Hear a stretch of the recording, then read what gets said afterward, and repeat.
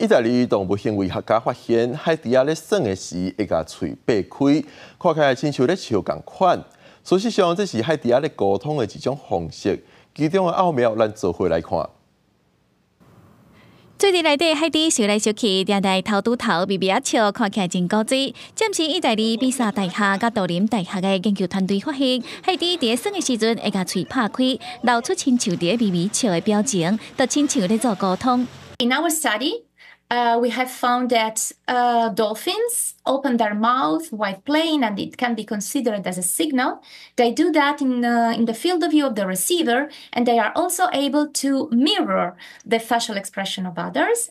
in the so-called phenomenon of rapid facial mimicry. 研究团队用22只人工饲的宽吻海猪做研究，记录海猪将近900外个互相咧耍的过程，翕到将近1300个开喙微微笑的画面，而且对比高一只海猪咧耍，甲共伴咧耍，阁有甲人耍的状况，发现92%出现微微笑的画面，是甲共伴咧耍的时阵，伫共伴看到范围展现。另外，伫海猪看到共伴微微笑的时阵，有33%的几率会伫无到1秒的时间内回应这个笑容，甲人类感受到对方的表情，做出反应的时间相同。We had to be extremely patient because play behavior is not so frequent, and it is a behavior that cannot be stimulated in animals, but it is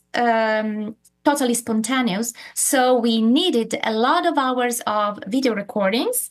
We discarded a lot of videos because animals were, while playing, were in a not good position in order to extract good frames. 另外，研究阁发现，海猪仔微微啊笑时阵，会当搭配声音传达信息，成做非常复杂的交流方式。这研究成果拢用伫册里，透过国际综合性的科学期刊《iScience》公布。暂时研究团队正咧研究其他的物种，像斑点猎狗的属性行为，希望会当进一步了解动物是安怎沟通，还有正做社会关系。公司新闻台是董炳耀。